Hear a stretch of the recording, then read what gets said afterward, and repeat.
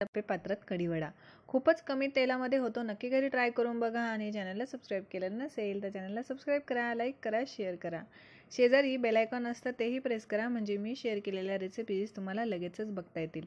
चला तर मग सुरू करूया अगदी चटपटीत आणि सर्वांना आवडेल असा कढीवडा। सर्वप्रथम आपण कढी बनवून घेणार आहोत। त्यासाठी एका बाउलमध्ये आपण घेणार आहोत 1 कप दही। त्यानंतर त्यामध्ये आपण 2 चमचे बेसन ॲड करणार आहोत। हे मिक्स करून घ्यायचं आहे आणि त्यामध्ये थोडं थोडं आपण पाणी ॲड करणार आहोत।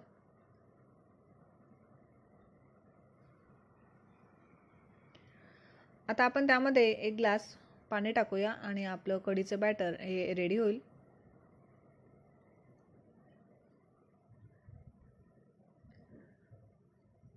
कढीसाठी आपण तेल गरम करून घेतलं आहे आणि त्यामध्ये आपण टाकणार आहोत मोहरी, जिरे, आलं, लसूण आणि हिरवी मिरचीचा खरडा।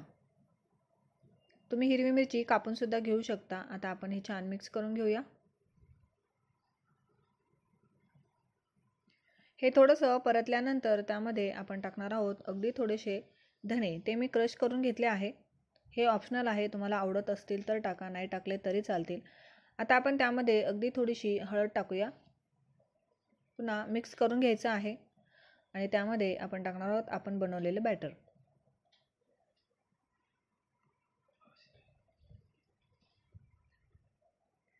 बॅटर टाकल्यानंतर त्यामध्ये थोडंसं पाणी ॲड करायचं आहे।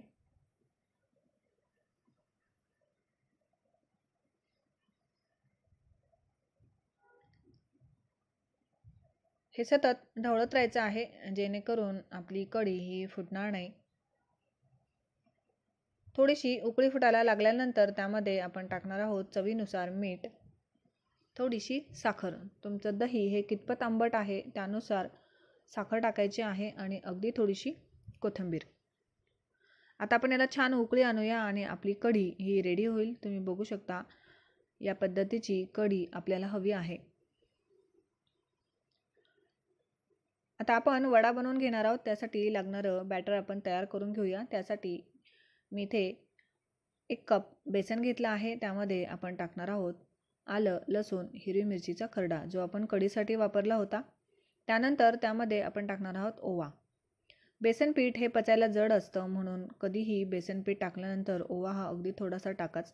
त्यानंतर त्यामध्ये आपण थोडंसं लाल तिखट आणि अगदी थोडीशी हळद टाकली आहे। चवीनुसार मीठ ॲड करायचं। हे मिक्स करून घ्यायचं आहे आणि लागेल तसं थोडं थोडं पाणी आपण ॲड करणार आहोत। मीडियम असं बॅटर आपल्याला हे बनवून घ्यायचं आहे।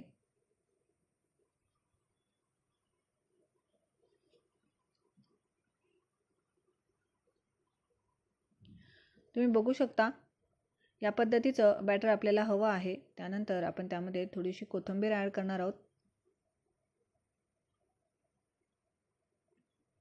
आता आपण बटाट्याची भाजी बनवून घेणार आहोत। त्यासाठी कढईमध्ये 1 चमचाभर तेल गरम करून घ्यायचं आणि त्यामध्ये आपण टाकणार आहोत जिरे, मोहरी,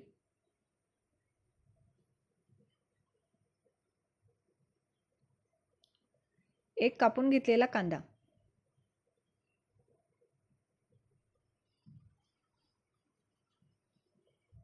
तो थोडासा परतून घ्यायचा आणि त्यामध्ये आपण टाकणार आहोत आलं, लसूण, हिरवी मिरचीचा खरडा। हे तुमच्या आवडीनुसार तुम्ही कमी जास्त करू शकता।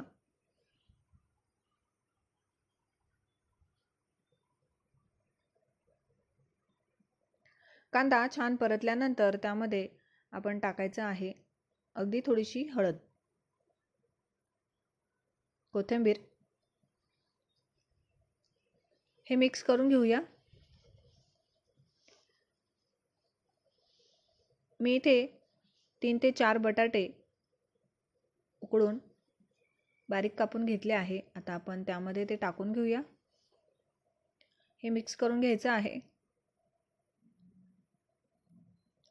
त्यानंतर त्यामध्ये टाकायचं आहे चवीनुसार मीठ, अगदी थोडीशी साखर आणि लिंबाचा रस।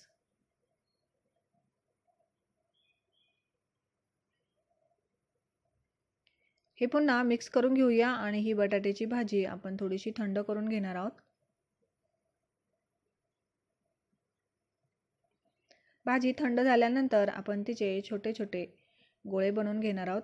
साधारणतः लिंबा एवढे गोळे आपल्याला हवे आहे.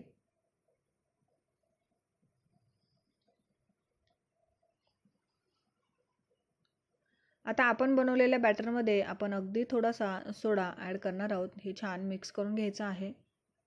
तर आपले गोळेसुद्धा रेडी आहेत आणि हे गोळे आपण या बॅटरमध्ये घोळून घ्यायचे आहेत. इथे मी आप्पे पात्र घेतलं आहे. ते गॅसवर ठेवायचं आणि त्यामध्ये अगदी थोडंसं तेल टाकायचं आहे. आप्पे पात्र गरम झाल्यानंतर त्यामध्ये आपण गोळे सोडणार आहोत.